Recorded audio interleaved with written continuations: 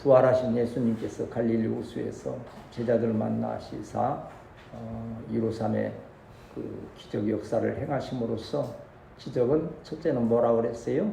예수님은 하나님이시다라는 것을 말씀하면서 그 기적을 통해서 복음이 전하여지기를, 그래서 그 제자들을 통해서 또 오늘 우리가 제자된 우리가 그 기적의 은혜를 체험하고 나아가서 주의 제자 증거자가 되는 귀한 역사가 있어야 될 줄 믿습니다.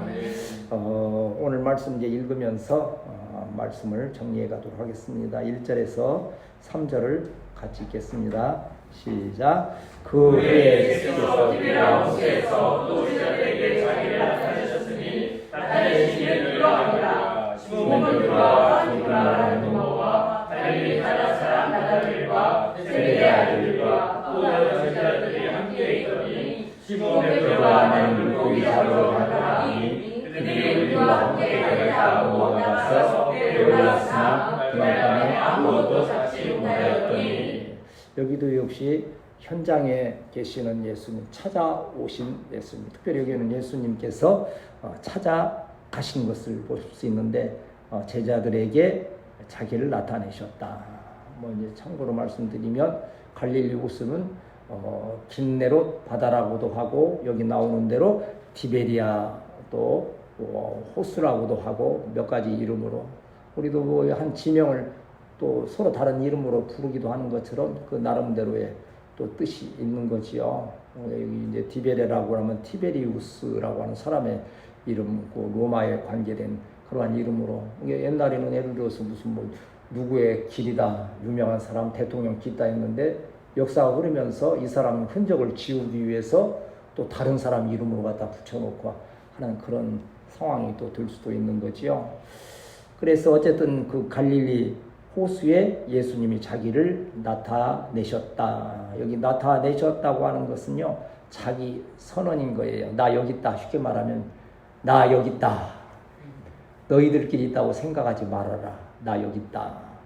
아마 이제 우리 청년들도 이제 군대를 가거나 어디 가 있어서 홀로 있을 때에도 나 혼자 있는가 그럴 때 주님이 뭐라고 그러시겠어요? 나 여기 있다. 아마 그러시는 상황이지요. 제자들에게도 나타나셔서 그들을 위로하시는 모습을 볼 수 있는데 왜 주님이 그곳에 가셨습니까? 여기 보면 시몬 베드로와 디두모라 하는 쪽 이제 제자들의 이름이 나오는데 여러분 몇 명 같아요? 그걸 합해 보면 일일이 셀라고 너무 오래 쓰지 마시고 7명이 그렇게 이제 모여진 거예요. 이제 꼭 쉽게 말하면 보스가 누굽니까? 그 제자들 중에 베드로가, 옛날에 그 베드로의 전직이 뭐요? 어부니까 이제 예수님 이제 이제 떠나 계시고 하니까 우리도 뭔가 삶을 살아가야 될 그 어간에서 이제 우리는 이제 주님 따라다니면서 복음도 전하고 했지만 이제는 현실이 그리 하니까 우리의 생업으로 돌아가겠다. 때로 그런 일들 있잖아요. 어쩔 수 없이 또 세상으로 나아가서 세상 일들을 도모해야 되는, 요즘 목회자들도 많은 목회자들이 그런 고민을 하고 있지요. 목회하는데 한계에 부딪히게 될 때 그래도 또 삶은 살아야 되니까 이중직이라고 하는 목회는 하지만 또 다른 것 또한 직업을 가지거나 일들을 하면서 생활은 해야 될 거 아니냐. 그거에 대해서 한쪽에서는 안 된다는 측도 있고 인정을 해야지 그럼 어떻게 하느냐 하는 이제 측도 있는데 각자의 믿음 따라서 또 상황 따라서 해야 될 일이지 그걸 옳다고 그러다 너무 비판하고 할 일은 또 아니라 싶기도 해요. 그런 유혹은 많이 받지요. 잘 아시는 대로 저도 때로 그런 유혹을 받기도 했는데 우리 성도들이 큰 사랑 가운데에서 그래도 잘 이렇게 인내해 온 것 하나님의 크신 은혜요. 이 일에 합력한 여러분에게 우리 주님께서 크신 은혜와 복으로 함께 하실 줄 믿습니다. 이제 이 시몬 베드로가 3절에 보면 나 가겠다. 이제 물고기 잡으러 가겠다. 물고기 잡으러 이 가노라 하는 말의 뜻은 또 한편에는 사라지다라는 뜻도 있더라고요. 이게 제가 요새 원어로 이렇게 보는 게 재밌는 게 한 가지 단어의 뜻만 있는 게 아니고 또 이런 뜻도 있으니까 이렇게도 한번 해보면 어떻게 이 복음의 현장에서 나 사라지리라. 좀 어떻게 시적인 표현 같잖아요. 그래, 나 이제 물고기 잡으러 생업으로 돌아가리라 하는 이제 그러한 생각으로 가니까 혼자 가는 게 아니죠. 틀림없이 거기에 또 같이 따라가는 또 무리들이 있는데 여섯 명이 더 따라가 일곱 명이 가서 고기를 잡는데, 문제는 그렇게 일곱 명이 힘써 그물을 던졌는데 어떻게 됐다 그랬어요? 밤에 아무것도 잡지 못하였다 그랬습니다. 아무것도. 이건 절대 영이로 해서 정말 그렇게 안 잡힐 수가 없는 그런 상황이 되는 거예요.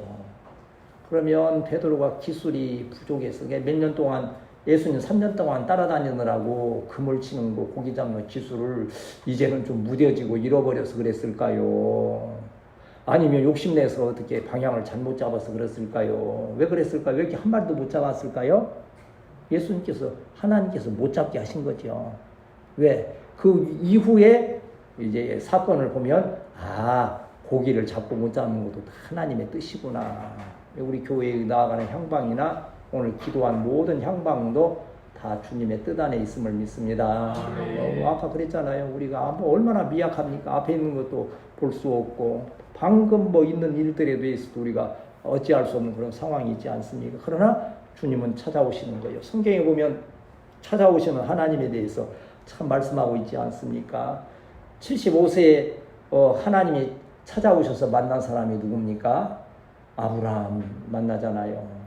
10년이나 또 자녀가 없어서 고민할 때 85세에 또 찾아오시잖아요. 하나님이 하늘의 별을 탁 통해서 또 소망을 주시고, 또 언제 또 찾아오셔서 또 만나십니까? 99세 됐을 때 이제 내년에 사라에게 아들이 있으리라, 이름을 이삭이라 해라 하고 또 계속 찾아오시는 하나님의, 우리 교회에도 예배 시간마다 찾아오시는 주님을 만나는 우리 교회 성도들이 되어야 할 줄 믿습니다. 우리에게 어떤 언약을 이제 주셨어요. 저는 솔직히 제 생전에 참 큰 역사가 있었으면 하고 했지만, 하나님께서 정하신 뜻을 따라서 오늘 이 자리에 있는 것이요, 우리 그래도 후세대의 언약을 주셨으니 얼마나 감사합니까? 그리고 후세대에 대한 비전을 가질 만한 아무 이유가 없다면 또 참 처참할 텐데, 어쨌든 하나님께서 예비시키셨잖아요. 건강한 또 목회자와 또 우리 건강한 우리 자녀들을 예비시키셨어. 이제 이것이 하나의 미랄처럼 되어서 100배의 결실을 맺던 후세대 교회의 아름다운 역사가 하나님을 만나고 그 언약 가운데 능히 이루어지게 됨을 믿습니다. 여호수아서 1장 7절에서 9절의 말씀 보면 하나님께서 어떻게 나타나시고 함께 하실까에 대한 언약을 여호수아에게 주신 부분인데, 이 말씀을 읽을 때마다 힘들고 어려운 자들에게 큰 위로가 되지 않습니까?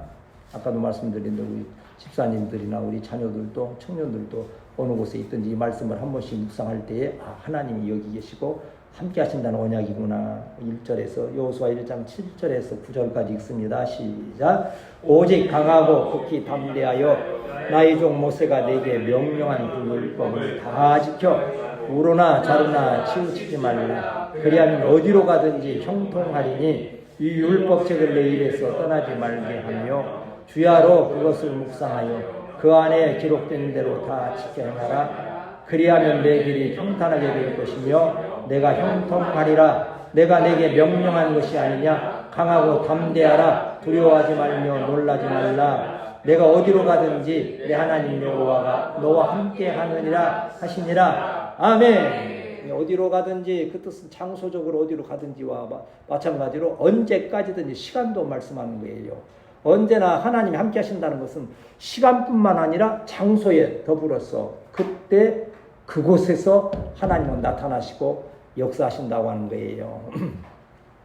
어제 얘기했던가요? 이제 아침 먹고 좀 움직이다가서는 이제 아이스 라떼를 한잔 했으면 좋겠다. 왜 스스로 좀 나를 위로하고 자축을 하고 싶었어. 막 피곤하기도 하고 했어. 그래 이제 가면 컴포스 가니까 거기를 가려고 꺼덕꺼덕 가는데 저 앞에 누가 오는데 참 요새 그 MZ세대 그 모습으로 해가지고서는 키가 건정해서 아주 건장하니 딱 멋지게 막 그러고 오는데 보니까는 가까이 와서 보니까는 애찬이야. 가서 축구하고 이제 교회 와서 기도하러 온다는 거예요. 그래서 내가 뭐라 하겠어요? 야 가자, 한 잔씩 때리자. 그래서 가서 이제 컴포스 가서 나는 아이스 라떼, 모르겠어 아이스티가 딱 같이 하나씩 들고 오면서 얘기를 하는 거예요. 이게 이제 전번에 이제 믿음이하고 이제 계속 대화하는 것이 이제 부러웠거니와 또 성령 때가 되니까 또 자꾸 이제 예찬이도 뭘 보면서 이제 또 묻기 시작하는 거예요. 이제 나보고 갑자기 그래요. 목사님 성경 연구 언제까지 계속 되실 거예요? 그래, 하나님 부르시는 날까지 계속 될 거야. 그러나 큰 줄거리는 앞으로 한 3년 더 해야 될 것 같아. 그러나 그걸로 끝나는 게 아니고 계속 해야 되니까 평생을 해야 되는 거야. 왜 이 뜻은 무엇인지 알아요? 말씀을 붙들고 있어야 하나님께서 나와 함께 하신다는 그것을 내가 체험하고 마음에 믿기 때문에 그 일을 게을리할 수가 없는 거예요. 정말 그 말씀 붙들고 있을 때 하나님께서 함께 하신다. 물론 아까 말씀드린 연약하고 부족해서 넘어질 때도 있고 낙심할 때도 있고, 솔직히 제가 그런 때가 있겠어요 없겠어요? 내가 왜 이것을 시작해가지고 다마다 이거 얽매여서 그냥 이래야 되나, 그냥 오늘이라도 그만두면 좋을 것 같은데 그 생각을 때로 하겠어요 안 하겠어요? 안 하겠어요? 하겠어요 안 하겠어요? 근데 어쩌다 한 번씩은 해요. 어쩌다 한 번씩은. 그러나 대부분은 참 그래도 이거 붙들게 된 게 참 감사하다. 이 나이에 이나마도 또 붙들지 못했다고 한다면 얼마나 더, 물론 다른 할 일들이 또 얼마든지 또 할 수 있겠지요. 그러나 말씀 안에 하나님께서 함께 하시면, 여기 여호수아에게도 뭐라 했습니까? 율법책을 내 입에서 떠나지 말게 해라. 항상 여러분 심령의 입술에 하나님의 말씀이 있고 말씀을 읊조리는, 이게 묵상하는 거라 성경에 나오는 묵상하는 자가 될 때에 하나님의 임재를 체험하게 될 줄 믿습니다. 그 다음 우리 4절에서 6절 같이 읽습니다. 시작.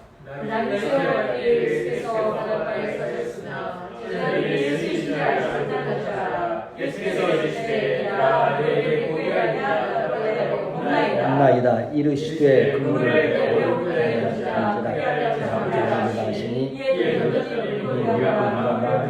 그물을 둘 수 없더라. 아멘. 지금 어떠한 은혜를 베푸심이고, 주님은 찾아오시는데 뭐하러 찾아오십니까? 물론 죄에 대해서는 심판하시고 악인들은 징벌하시기 위해서 오시지만, 하나님의 자녀 우리에게는 무엇을 하러 오십니까? 한번 따라합시다. 하나님은 나에게 은혜 베푸시기를 기뻐하신다. 어떤 분들은 하나님 만나는 걸 두려워하잖아요. 왜? 하나님께 또한 이 캐톨릭이 아주 그런 부분이 좀 있는 거에, 어제도 우리 청년이 그 캐톨릭에 대해서 좀 묻고 그래서 대충 이제 거기 설명하려면 한두 가지 아니죠. 비성경적인 것이 너무 많지요. 그 중에 한 가지는 하나님을 두렵게 생각하는 거예요. 심판입니다. 하나님은 아버지의 엄한 것을 자꾸 생각하기 때문에 가운데 누구를 끼워 넣었어요?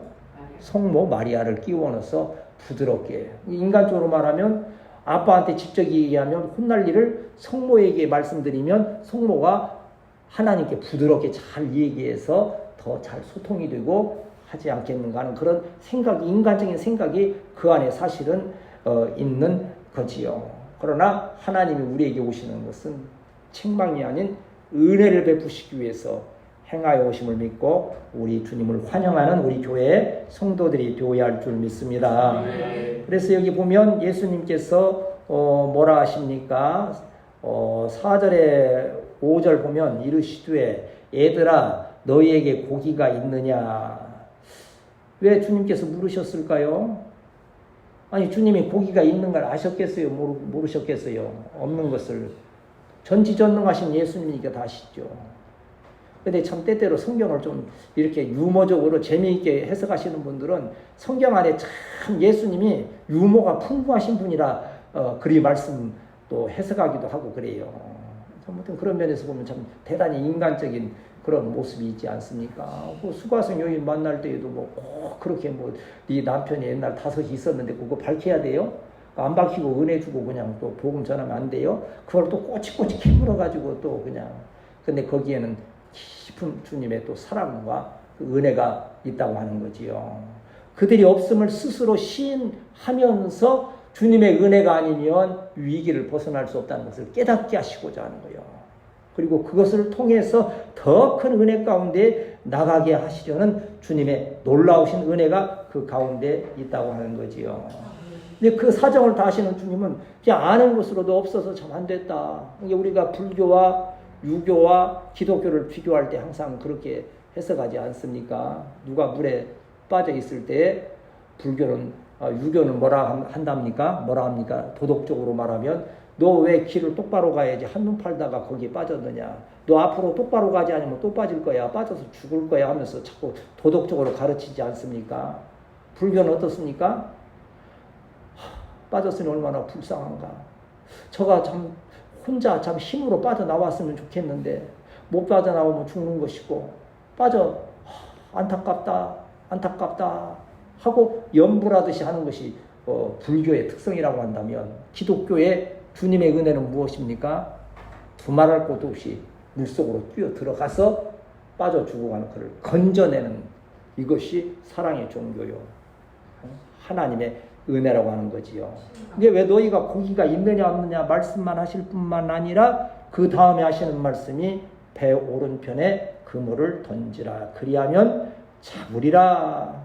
해결의 방법을 그리고 고기 잡는 것으로 끝나는 것이 아니고 그 후에 보면 복음의 사명자가 사람을 낚는 어부가 되게 하시는 그러한 은혜가 있는데 좀 놀라운 것은 뭡니까? 그 앞에서도 깊은 데로 가서 그물을 던져라 했던 것도 있었지만 거기에서도 뭐가 전제가 됐습니까? 예수님은 명령하시고 제자들은 어떻게 합니까? 순종하는 거예요. 한번 다시 순종이 능력이다. 주님 밤새도록 그물 던져서 피곤해 죽겠는데 왜 또 그물을 던지라 합니까? 나는 못 던지겠어요. 죽어도 못 던지겠어요. 그거 아니에요. 성경에 보면. 그런데 이렇게 순종하게 하는 것이 어디에서 오는 겁니까? 성령의 감동으로 오는 거예요. 성령의 충만함 받게 되시기를 축복합니다. 성령이 계시면 그 말씀을 들을 때 첫째 이해가 되는 거예요. 성령의 역사는 그거예요. 말씀이 이해가 되는 거예요. 그리고 또 그 말씀이 이해되면서 어떻게 됩니까? 마음이 뜨거워지는 거예요. 이것이 은혜의 말씀인데 이 말씀대로 순종해야지. 그리고 마음으로만 순종해야지 하는 것이 아니고 어떻게 돼요? 나아가서 그 일을 실천하게 하시는 것이 성령의 능력. 이것이 어떠한 믿음이요? 전인격적인 믿음. 이러한 믿음을 우리 주님께서 기뻐하신다는 거예요. 그 고기가 얼마나 많았든지 그 그물을 들 수 없었다라고 하는 말씀까지 주시는 거예요. 하나님의 은혜가 얼마나 풍성합니까? 우리 이제 성경에서 아니 뭐 가끔 말씀드려요. 우리 예배 시간마다 우리 신앙의 하나의 표본 모델을 누구를 제일 많이 말합니까? 요셉을 참 많이 말하지 않습니까? 저도 요새 지금 그때 주일날도 말씀드렸는데 요셉을 지금 가고 있어요. 요셉이 형들이 지금 요셉 만나가지고 지금 요셉 앞에서 무릎 꿇고 절하는 장면이 나오는데 아주 웃음이 나와요. 그거 뭐 십몇 년 전에 있었던 그 꿈이 이루어지는 거예요. 참 놀라운 역사 아닙니까? 그것도 한 번이 아니에요. 두 번씩 절을 하는 그 장면들이 나오는 거 보면 세상에 그렇게 모함받고 감옥에 갇힐 수밖에 없었던 요셉을 어떻게 그 애굽의 총리 대신으로 세우시는가? 그물을 들 수 없을 정도로 채우시는 하나님의 은혜의 역사임을 믿습니다. 또한 목동이었던 다윗은 전직이 뭐였습니까? 목동이었잖아요. 들녘에서 양이나 치는 참 초라한 물매 돌리면서 맹수들과 싸우는 그러한 자리에 있었지만 하나님께서 내 마음에 합한 자라 하시면서 그를 세워 왕으로 세우시는 이거 153의 기적 아닙니까? 아무것도 없는 것 같은 데에서 그 놀라운 기적의 역사. 바울을 택하신 뜻도 그것이요. 오늘 으뜸교회를 사랑하시고 또 택하셔서 후세대 교회를 세우실 것도 하나님이 놀라운 비밀의 은혜의 역사임을 믿습니다. 하나님은 은혜를 베푸시는 역사이다. 그래서 시편 23편 1절에서 4절까지 아니 1절에서 6절까지 또 우리 다시 한번 암송합시다. 시작. 여호와는 나의 목자시니 내가 부족함이 없으리로다. 그가 나를 푸른 풀밭에 누이시며 쉴만한 물가로 인도하시는도다. 내 영혼을 소생시키시고 자기의 이름을 위하여 의의 길로 인도하시는도다. 내가 사망의 음침한 골짜기로 다닐지라도 해를 두려워하지 않을 것은 주께서 나와 함께 하시니라. 주의 지팡이와 막대기가 나를 안위하시나이다. 주께서 내 원수의 목전에서 내게 상을 차려주시고 기름으로 내 머리에 부으셨으니 내 잔이 넘치나이다. 나의 평생의 선하심과 인자하심이 반드시 나를 따르리니 내가 여호와의 집에 영원히 살리로다. 아멘. 혹시 목사님이 좀 외우다 틀리실까 긴장하지 마세요. 이제 그때 틀릴 때 되면 주님이 부르실 날이 가까운 거니까. 그래요. 얼마나 우리 성도들이 참 말씀 가까이 하고 참 그거 보람 있잖아요. 말씀 자꾸 여러분에게 가르쳐서 외우게 하고 마음에 새기게 하고 때가 되면 이 말씀에서 만발하듯이 오늘 보니까는요 사소한 것도요 잘 이렇게 손 잘 대서 하면 잘 키워놓으면요 뭐 저 떡볶이 뭐 장사하는 거 보니까 청년 보니까는요 봉지를 이렇게 해서 담기 좋게 하는데 봉지꽃을 만들더라고. 딱 담기 좋게 하는데 야, 얼마나 잘하는지 이렇게 하니까 봉지가 막 큰 풍선껌처럼 돼가지고 톡 굽어서 넣고 얼마나 잘 파는지 몰라. 시원찮은 그 비닐 봉지도 꽃처럼 진짜 꽃처럼 만든 것 같아. 야 얼마나 놀라. 말씀을 가까이 하고 말씀 은혜 가운데 있는 자들에게 이러한 놀라운 기적의 은혜로 함께 하심을 믿습니다. 우리 주님은 이러한 가운데 그들을 고기만 잡게 하신 것이 아니고 신앙의 전 인격적인 관계로 이끌어 가시는 거예요. 우리 7절에서 9절 말씀 같이 읽겠습니다. 시작. 예수께서 사랑하시는 시몬 베드로가 걷고 있다가 주님이라는 말을 듣고 겉옷을 들으니 바다로 뛰어내리더라. 다른 제자들은 육지에서 거리가 불과 50칸쯤 되므로 작은 배를 타고 물고기 동물을 끌고 육지에 올라오니 숯불이 있는데 그 위에 생선이 놓였고 떡도 있더라 그랬어요. 여기 참 인격적인 그 만남, 정말 열정적인 만남이 지금 어떻게 됩니까? 이 베드로의 모습에서 주님이시라는 말을 듣자 그거 어떻게 했습니까? 그냥 물속으로 뛰어드는 거예요.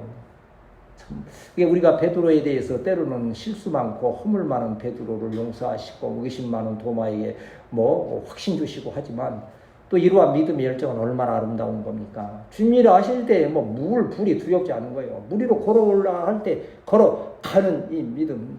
비록 얼마 가다가 빠진다 할지라도 정말 나 처음 믿은 그 시간 귀하고 귀하다.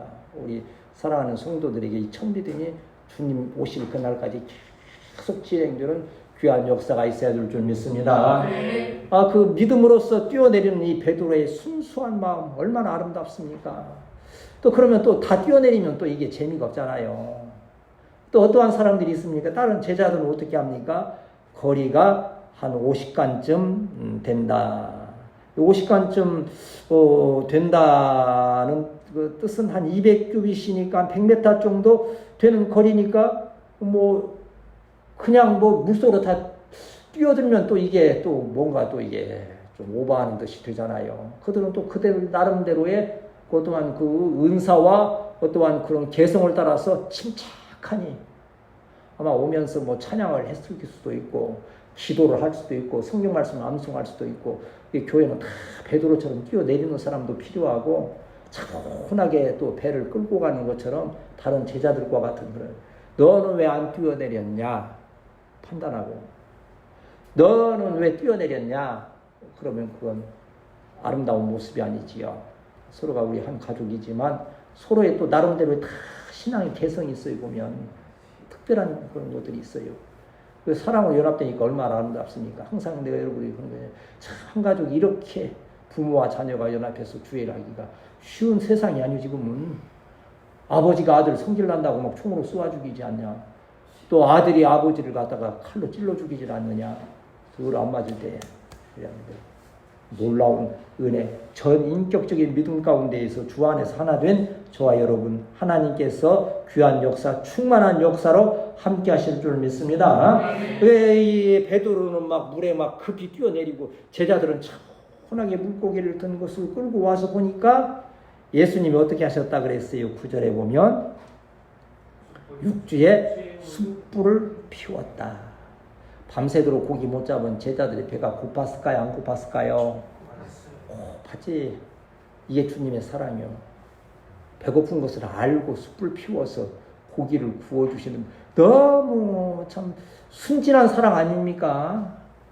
그 아시고서 그 예수님이 너희들 왜 이렇게 믿음이 없느냐? 너희들 왜 나를 떠나서 고기 잡으러 갔느냐? 그 책망하지 않으시는 거예요. 그냥 불 피워놓고 고기 구워놓을 준비를 딱 했을 때 그걸 본 모습 제자들이 볼 때 마음이 어떻겠어요? 말 안 해도 더 깊은 감동. 나 우리 청년들에게 그런 감동으로 좀 다가가고 싶어서 가능한 허물은 가리우고 서로 이렇게 하는 것은 다 그것도 여러분이 보고 배우는 습관이요. 어디 가서 공동체에 갔을 때 그렇게 함을 인하여서.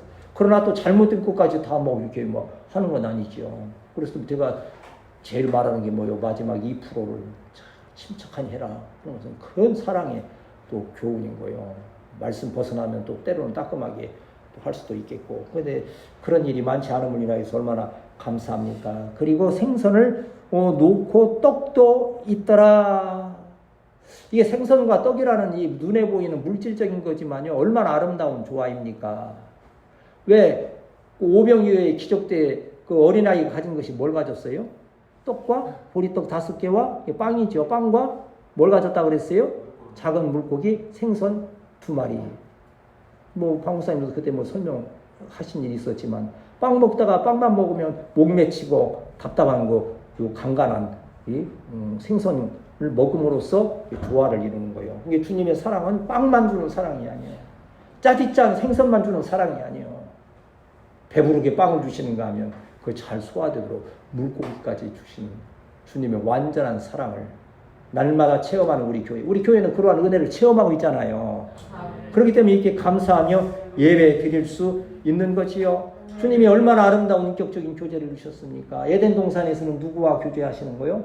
아담과 하와에게 얼마나 아름답게 교제를 하시는데 사단이 뱀이 꼬여서 그것을 먹음으로 인해서 뭐가 끊어진 거예요? 하나님과 교제가 끊어진 거예요. 이게 안 되는 거예요. 그러니까 안 되니까 어떻게 했어요? 아담과 하와가 나무 사이에 숨어버리잖아요. 수치와 두려움이 생기는 거예요. 죄 가운데 있을 때. 그런가 하면 방주의 8식구, 노아의 식구들도 하나님과 아름다운 교제를 이루잖아요. 그 안에서. 그래서 인류의 또 시조가 되는 역사가 있지 않습니까? 이러한 은혜가 저와 여러분에게 함께 하시기를 축복합니다. 주님의 전인격적인 사랑이 요한복음 13장에 보시면 요한복음 13장 1절을 보시면 뭐 1절에서 6절까지 읽으면 예수님의 사랑이 이루어간 것인가? 이것이 전인격적인 사랑이다.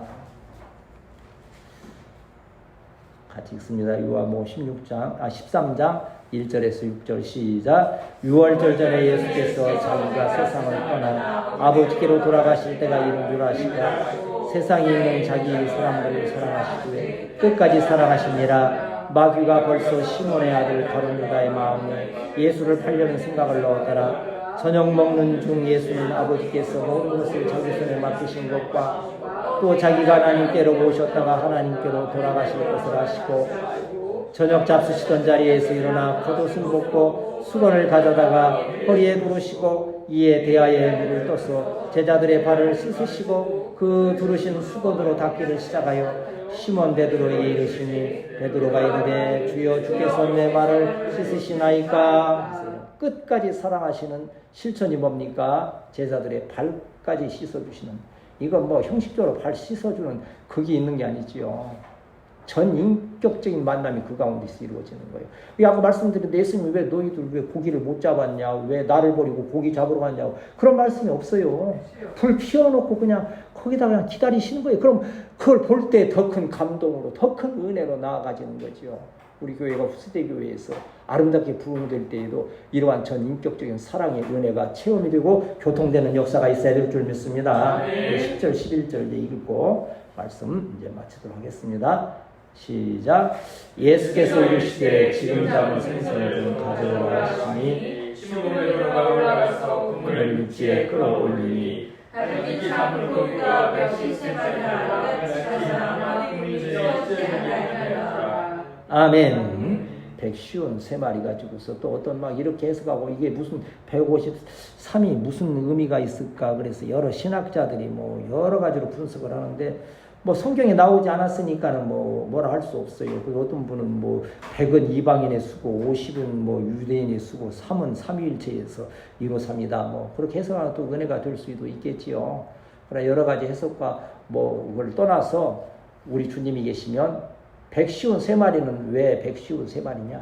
배에 가득 찬 수요. 하나님의 구원의 은혜가 그냥 충만하다는 뜻이요. 네. 아마 배를 군함같이 큰 것 가지고 있으면 153마리 가지고 되겠어요? 15만 3천 마리를 잡게 하셨을 거예요.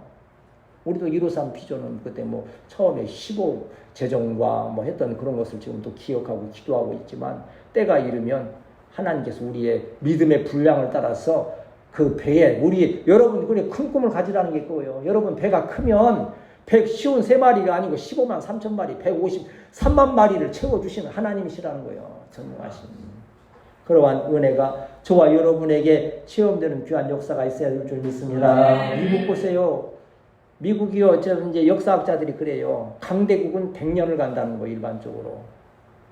영국이 그랬고 로마가 뭐 이렇게 했듯이 갔는데 미국도 지금 100년이 지나서 이제 강대국이 된 지 100년으로 끝날 줄 알았는데 미국은 100년을 더 갈 것 같다는 거예요. 그런데 그 이유가 어디 있을까? 뭐 정치적인 뭐 어떤 것도 있을 것이고 뭐 군사적인 뭐도 있을 것 같지만 그러나 그 근본에는 하나님 중심의 청교도의 신앙이 있다고 하는 거예요. 그들은 모든 언어 자체가 그거예요. 굿바이 하면 그것이 어디에서 왔느냐 하면 God with you 거기서 왔다는 거예요. 하나님이 당신과 함께 하시기를 헤어지면서 그러한 기독교적인 정신이 항상 그 가운데 Thank는 어디서 왔다 그랬어요? Think에서 생각해보니 하나님의 은혜가 감사하더라 하는 하나님 의지하는 그러한 것을 통해서 하나님은 그러면 왜 미국에게 이러한 은혜와 복을 주셨을까요? 복음을 나누라고 그 힘을 나누라고 친 거예요. 그런데 미국이 자칫하면 자기 위주로 가는 거 또 그러한 문제도 우리가 위해서 베푸는 나라가 되기를 위해서 우리나라만 잘 되게 해주세요. 우리나라가 잘 돼요.